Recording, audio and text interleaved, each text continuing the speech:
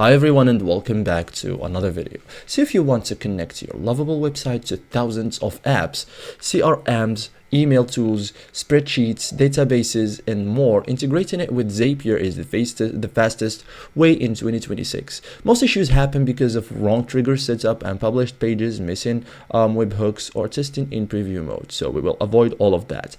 In this step-by-step guide, I will show you how to integrate Lovable with Zapier in 2026 like a pro.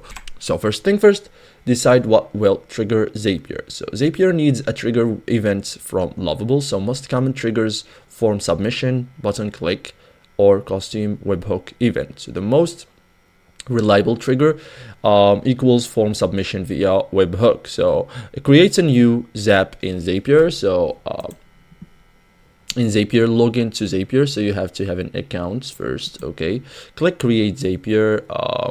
For trigger, search and select webhooks by Zapier. This allows Lovable to send data directly to Zapier. Okay, so set up the webhook trigger. So in Zapier, choose catch hook, click continue.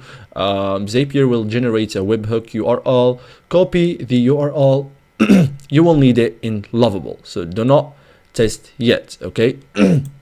Now, connect the webhook to Lovable. So in Lovable, select your form or element that submits data. Okay, so go to actions, go to integrations, choose webhook or external URL, paste the Zapier webhook URL, map fields like email, name. Okay, name is optional, any other field you want, and save the form. Okay, so this is it, guys. Thank you for watching this video and see you in the next tutorial.